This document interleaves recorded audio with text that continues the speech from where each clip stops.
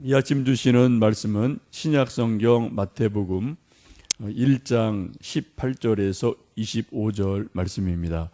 예수 그리스도의 나심은 이러하니라. 그의 어머니 마리아가 요셉과 약혼하고 동거하기 전에 성령으로 잉태된 것이 나타났더니 그의 남편 요셉은 의로운 사람이라. 그를 드러내지 아니하고 가만히 끊고자 하여 이 일을 생각할 때에 주의 사자가 현몽하여 이르되 다윗의 자손 요셉아 내 아내 마리아 데려오기를 무서워하지 말라. 그에게 잉태된 자는 성령으로 된 것이라. 아들을 낳으리니 이름을 예수라 하라. 이는 그가 자기 백성을 그들의 죄에서 구원할 자이심이라 하니라. 이 모든 일이 된 것은 주께서 선지자로 하신 말씀을 이루려 하심이니 이르시되 보라 처녀가 잉태하여 아들을 낳을 것이요 그의 이름은 임마누엘이라 하리라 하셨으니 이를 번역한즉 하나님이 우리와 함께 계시다 함이라. 요셉이 잠에서 깨어 일어나 주의 사자의 분부대로 행하여 그의 아내를 데려왔으나 아들을 낳기까지 동침하지 아니하더니 나옴의 이름을 예수라 하니라. 아멘. 오늘 함께 읽으신 말씀은 마태복음 1장 18절에서 25절의 말씀인데요. 고난주간 첫날 월요일날 함께 오셔서 이렇게 찬양해 주시고 또 함께 동참해 주셔서 감사합니다. 일주일간 제가 무엇으로 또 말씀을 나눌까 기도하고 준비하다가 한 두세 주 전에 계속 이게 고난주간이 반복이 되니까 예수님의 어떤 그 일주일 고난에 대한 말씀은 거의 본문이 비슷하거든요. 그래서 이렇게 이런 반복한 것 같아서 이번에는 예수님의 생애에 대해서 좀 너무 긴 말씀이지만 그 중에 중요한 몇 가지 포인트만 말씀을 좀 나누면 좋겠다라는 생각이 들어서 전체 주제를 예수님의 생애 묵상이라고 정하고 예수님의 탄생부터 예수님의 죽으심까지 부활주일은 부활의 말씀을 전하겠고요. 이런 것을 몇 가지 포인트만 좀 전하려고 합니다. 한 주간의 예수님의 생애를 묵상한다는 것은 무리가 있지요. 그러나 중요한 몇 가지 포인트만 우리가 좀 정리를 해도 우리에게 예수님에 대한 새로운 이해, 새로운 깨달음, 새로운 믿음이 정리될 줄로 믿습니다. 예수님의 생애의 출발점은 탄생에서부터 시작이 됩니다. 모든 인간은 다 생일이 있죠. 이 세상에 태어나는 일이 있습니다. 오늘이 4월 10일인데요. 혹시 오늘 생일이신 분 있나요? 제가 우리 교족부 보니까 음력인지 양력인지는 모르겠는데 우리 김창기 집사님이 오늘 4월 10일로 돼 있으신 것 같은데 음력, 음력이군요. 하여튼 4월 10일은 오늘이 양력이라 하여튼 축하드리고요. 오늘 생일 계신 분이 혹 계실지 모르겠습니다. 우리 인생을 어떤 철학자는 인생은 비투디다라는 말로 요약을 한 적이 있죠. 비, birthday, 탄생, 디, 데스, 죽음이라고 이야기한 적이 있어요. 상당히 일리가 있다고 봅니다. 탄생과 죽음이 우리 인생의 한 전체 과정이지요. 보통 사람이 태어난 날을 우리는 생일이라고 하고요. 좀 위대한 사람이 태어난 날을 우리는 탄생일, 탄일이라고 이야기를 합니다. 예수님의 탄생을 우리 모든 사람들은 축하하고 축복하면서 탄일종이 땡땡땡 이런 노래도 부르면서 세계 모든 사람이 크리스마스로 예수님의 탄생을 기억하고 또 축하하고 즐거워하는 일이 지금도 온 세상에 있습니다. 함께 읽으신 마태복음 1장 18절 말씀을 보시면 예수 그리스도의 나심은 이러하니라. 그의 어머니 마리아가 요셉과 약혼하고 동거하기 전에 성령으로 잉태된 것이 나타났더니 라고 이 말씀을 합니다. 예수님의 탄생을 성경은 말씀하기를 마리아가 요셉과 약혼하고 동거하기 전에 성령으로 잉태된 것이 나타났다라고 말씀을 합니다. 아주 중요한 말씀이죠. 우리 보통 사람들의 이 세상에 태어남은 우리 한국식 표현을 빌리면 부정모혈이에요. 아버지의 정기와 어머니의 피를 통해서 부모님 사이에서 우리 인간이 이 땅에 한 생명으로 아기로 탄생을 합니다. 근데 성경은 오늘 예수님 탄생을 마리아와 요셉이 약혼하고 동거하기 전에 성령으로 잉태가 되셨다라고 말씀을 합니다. 여러분, 예수님의 성령님의 잉태를 믿으면 예수님의 전 생애가 믿어지고 이해가 되어집니다. 그런데 이것이 이해가 안 되고 믿어지지를 않으면 복음서 전체는 믿어질 수 없는 일이 돼요. 허구가 될 수밖에 없습니다. 제가 전에 있던 교회 어떤 젊은 집사님이 저렇게 교제를 좀 한 분이 있는데 꽤 똑똑한 분이에요. 그런데 그분이 이렇게 가끔 신앙적인 얘기를 나누면은 이런저런 건 많이 열심히 하시는데 두 가지를 늘 저한테 질문하시고 안 믿어진다 고민이 있었어요. 그게 뭡니까 했더니 자기는 진짜 아무리 믿으려고 그래도 예수님의 성령으로 인한 동정녀 마리아의 잉태가 안 믿어진대요. 도저히. 또 예수님의 부활이 안 믿어진대요. 다른 건 좀 대충 믿겠대요. 그 사이에 있는 거는. 근데 제가 그랬어요. 집사님, 예수님의 성령으로 인한 잉태가 안 믿어지고 예수님 부활 안 믿어지면 그 집사님 믿음 아무것도 없는 겁니다. 근데 그런 말, 심지어 그분이 그런 말도 한두 번 한 적이 있거든요. 이 복음서 읽으면 꼭 신화 같아요. 그런 얘기를 한 적이 있거든요. 정말 그렇습니다, 여러분. 예수님의 성령으로 인한 잉태가 우리에게 믿음으로 믿어지지 않으면은 이 복음서 신약에 있는 모든 성경은 다 신화예요. 전설 따라 삼천리예요. 그죠? 그 이상 그 이하도 아닙니다. 여러분, 정말 예수님께서 동정녀 마리아에게 성령으로 인해서 잉태되셨다. 성령의 능력으로 탄생하셨다. 이게 정말 믿어지십니까? 믿어지시죠? 이거 깊이 생각하셔야 돼요. 여러분, 이미 우리는 믿고 있어요. 알고 있어요. 그럼 다시 한번 제가 아주 기초적인 것부터 제가 다시 한번 말씀을 드리고 도전을 드리는 거예요. 왜요? 우리가 예수님의 십자가 고난을 지금 묵상하고 있는데, 고난 주간인데, 이 기초 출발점이 안 믿어지면은 그 뒤에 있는 거는 다 이게 어그러지는 거거든요. 이게 사상 두각이거든요. 여러분, 오늘 하루 종일 일하시고 기도하시고 잠깐 시간 나실 때 정말 예수님이 어떻게 이 땅에 태어나셨을까? 그분이 어떻게 2000년 전에 이 땅에 오셨지? 한번 곰곰이 생각을 해보시고요. 오늘 마태복음 1장에 있는 이 말씀, 어머니 마리아가 요셉과 약혼하고 동거하기 전에 성령으로 잉태된 것이 나타났다라는 이 말씀을 깊이 여러분 묵상하시고 또 믿으시는 은혜가 있기를 간절히 축복합니다. 이것이 우리 신앙의 가장 중요한 기초예요. 가장 중요한 반석입니다. 이것이 되면 예수님의 그 이후의 모든 기적, 모든 말씀은 하나님의 말씀으로, 하나님의 능력으로 다 우리가 이해가 되고 믿어져요. 근데 이거에 대한 100% 우리 신뢰가 없으면 그 뒤에 있는 것들은 다 흔들릴 수밖에 없게 됩니다. 이것이 해결되면 신약이 그냥 이렇게 뻥 뚫리게 되는 거예요. 확 이게 맥이 잡혀집니다. 근데 이것이 안 되면은 신약이 다 막히게 되고 중간에 다 막힐 수밖에 없는 그런 일들이 일어나게 됩니다. 요셉이 약혼녀 마리아가 갑작스러운 잉태된 것을 보고, 임신한 것을 보고 상당히 놀라죠. 그래서 그가 상당히 고민을 많이 합니다. 우리 19절 20절 말씀을 함께 읽어보십니다. 그의 남편 요셉은 의로운 사람이라 그를 드러내지 아니하고 가만히 끊고자 하여 이 일을 생각할 때에 주의 사자가 현몽하여 이르되 다윗의 자손 요셉아, 내 아내 마리아 데려오기를 무서워하지 말라. 그에게 잉태된 자는 성령으로 된 것이라 라고 말씀을 합니다.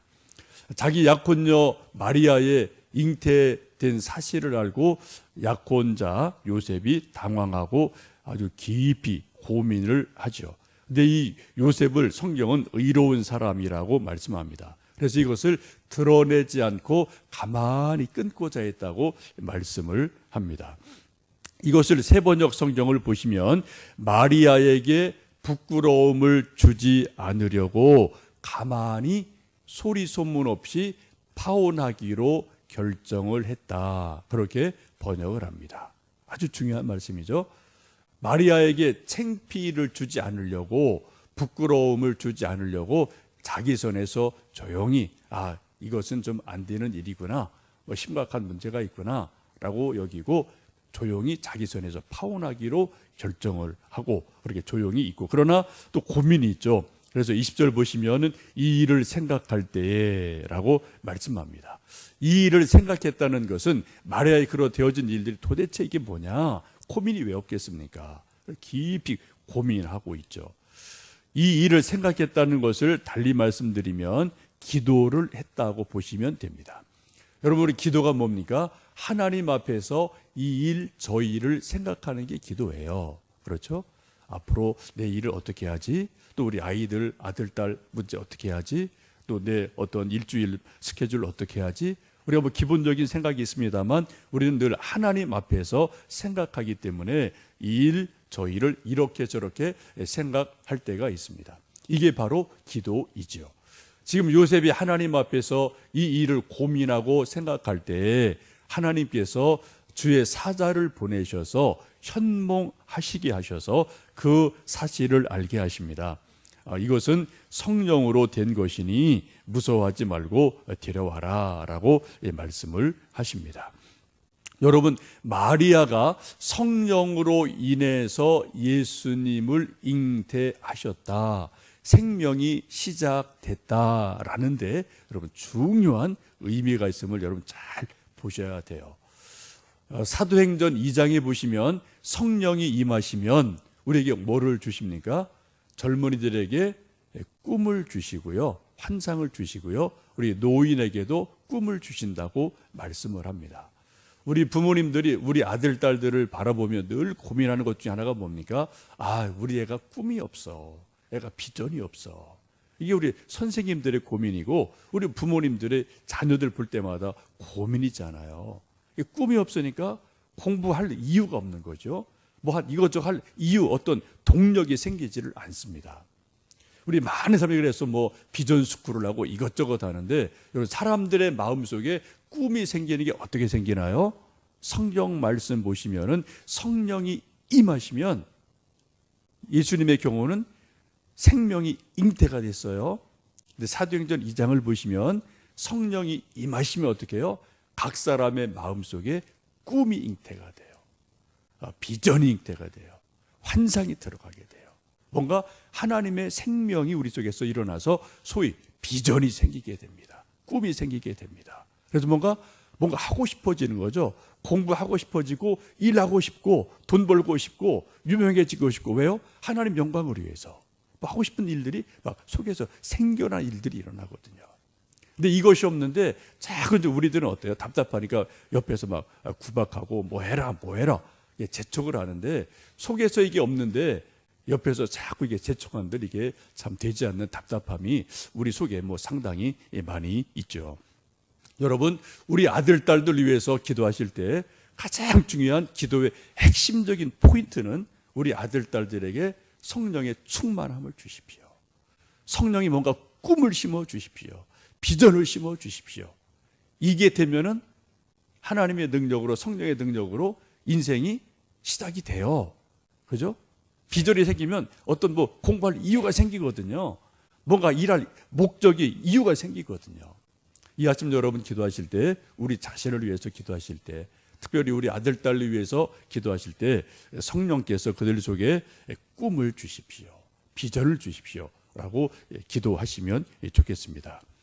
꿈과 비전의 문제는 단순한 직업의 문제가 아니죠. 그건 하나의 형태일 뿐이고, 정말 중요한 핵심 문제는 그 속에 성령님이 주시는 꿈이 있느냐, 비전이 있느냐, 이것이 더 중요한 문제입니다. 그래서 우리가 성령 충만하도록 내 자신을 위해서, 우리 자녀를 위해서 기도하셔야 될 줄로 압니다.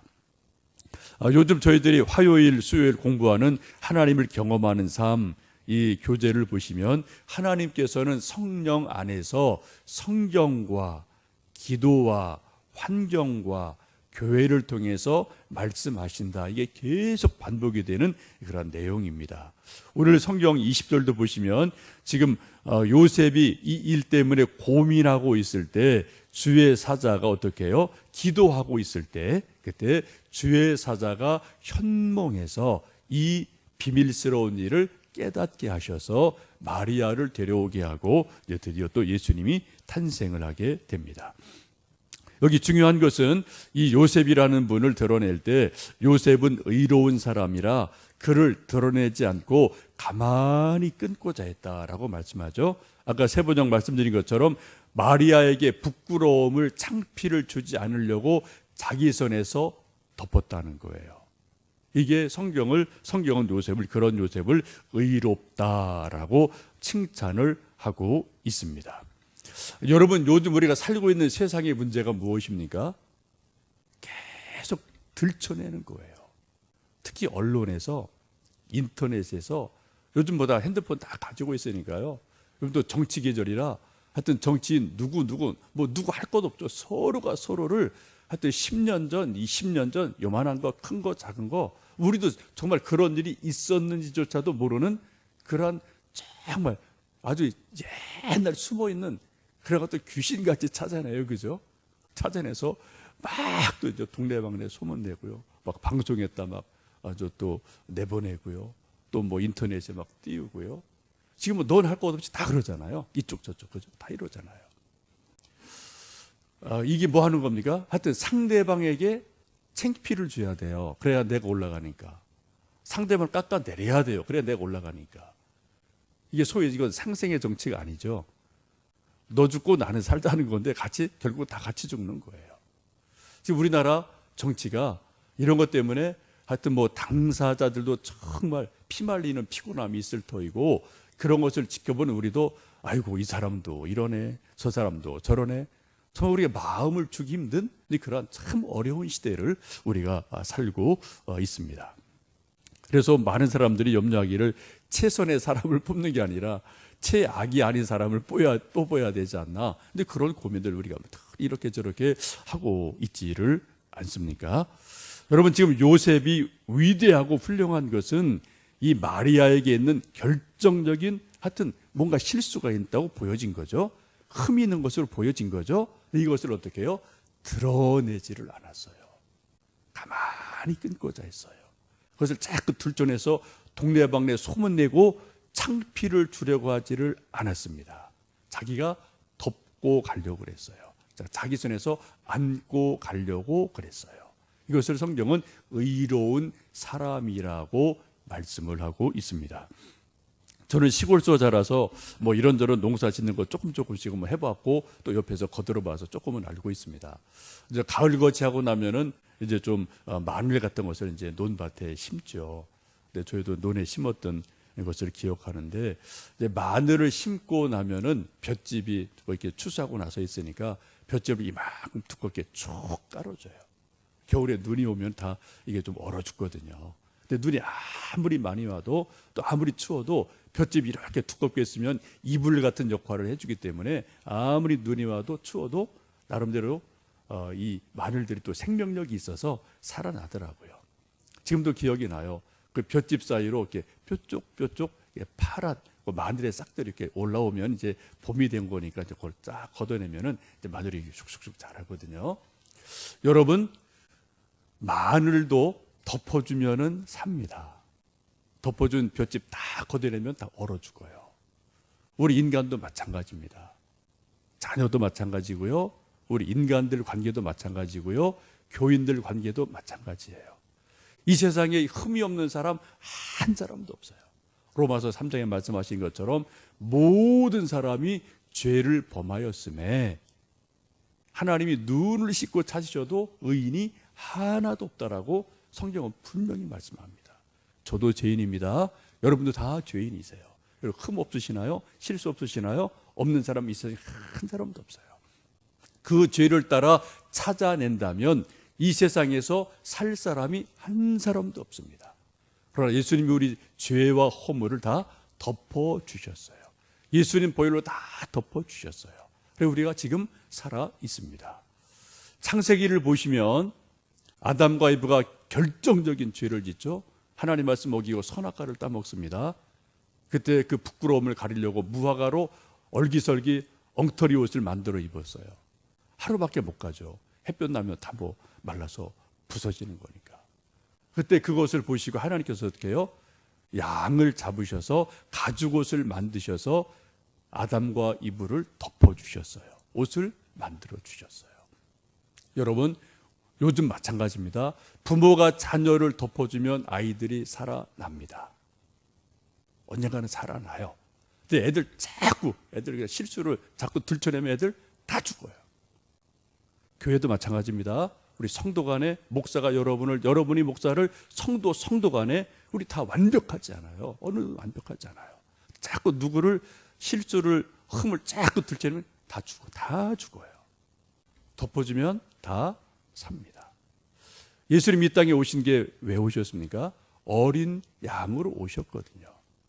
하나님이 아담과 이브에게 만들어주신 가죽옷이 예수님을 예표하고 있지 않습니까? 덮어주시는 거거든요. 여러분, 요셉이 의로운 사람이어서 마리아의 결정적인 실수처럼 보이는 것을 덮어주었어요. 그랬더니 마리아가 살아났고 그를 통해서 예수님이 탄생을 하시게 됩니다. 예수님의 이름을 21절 보시면 그렇게 말씀하죠. 우리 21절 말씀 읽습니다. 아들을 낳으리니 이름을 예수라 하라. 이는 그가 자기 백성을 그들의 죄에서 구원할 자이심이라 하니라. 예수라는 이름 자체의 뜻이 그런 거죠. 자기 백성을 그들의 죄에서 구원할 분이다 라고 말씀합니다. 이 다른 이름을 23절 보시면은 보라 처녀가 잉태하여 아들을 낳을 것이요 그의 이름은 임마누엘이라 하리라 하셨으니 이를 번역한즉 하나님이 우리와 함께 계시다 함이라라고 말씀을 합니다. 예수님의 다른 이름은 임마누엘이죠. 하나님이 우리와 함께 계시다라고 말씀합니다. 말씀이 육신이 되어 우리와 함께 계시고 지금도 함께 하고 계십니다. 여러분, 이제 저희들 예수님의 고난주간 첫날을 함께 동참해 주셔서 감사드리고요. 오늘 마태복음 1장 18절에서 25절의 말씀 낮에나 저녁에 다시 한번 천천히 깊이 읽어보시고 이 말씀 속에 숨어있는 하나님의 은혜, 하나님의 비밀, 또 내게 주시는 한 말씀, 이것을 한두 가지 깊이 묵상해 보시면 좋겠습니다. 저는 한 두세 가지 이렇게 말씀드리고 싶어요. 성령으로 인하여 잉태되셨다. 성령의 역사예요. 성령이 우리 안에 역사하시면 하나님의 꿈을 우리에게 생명을 주십니다. 비전을 주셔요. 마리아가 결정적인 실수한 것처럼 보여졌을 때 요셉은 의로운 사람이신 것을 자꾸 들춰내지 않고 그것을 가만히 덮으려고 했어요. 고민하고 하나님 앞에 기도했어요. 그때 하나님이 뭔가를 해답을 주십니다. 여러분, 덮어주는 우리 모두가 되셨으면 좋겠습니다. 예수님의 또 다른 이름은 임마누엘, 하나님이 우리와 함께 하신다. 하나님이 지금도 우리와 지금도 함께 계셔요. 그렇죠? 어제도 오늘도 내일도 영원히 우리와 함께 하시는 하나님, 바로 그분이 예수님이시다라는 것을 기억하시고 오늘도 임마누엘 그 은혜로 하루 살아가시는 복된 하루가 되실 수 있기를 주님의 이름으로 축복합니다. 함께 기도하시겠습니다.